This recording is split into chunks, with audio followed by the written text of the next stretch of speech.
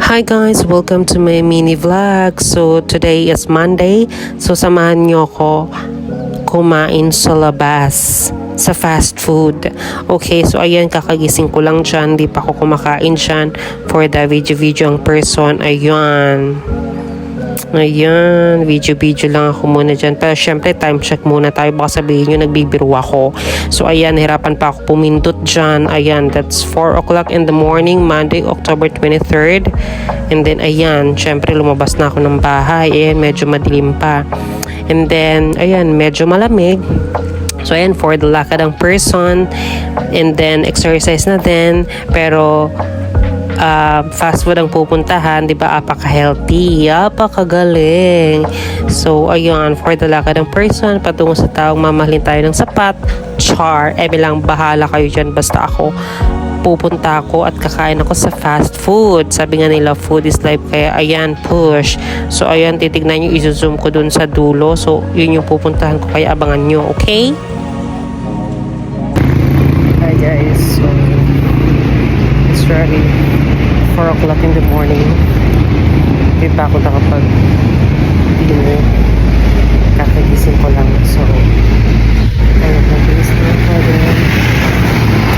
Mag-dinner ko lang. At this hour.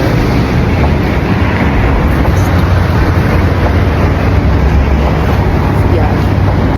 So, ayun na nga, after ilang days, charis, may lang, pero syempre ilang minutes lang yan nilakad ko. So, ayan yung Chowking. Actually guys, magkatabi lang si Chowking siya kasi McDonald's dito sa amin.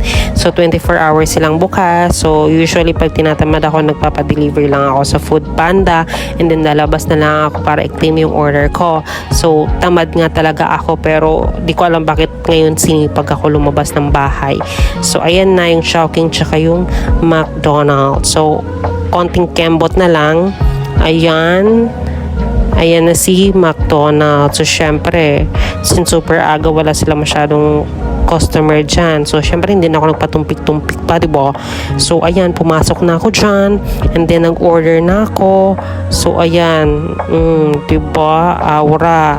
So, ayan, nakapag-order na ako dyan. By the way, in order ko is 1 piece pepper mushroom steak with egg.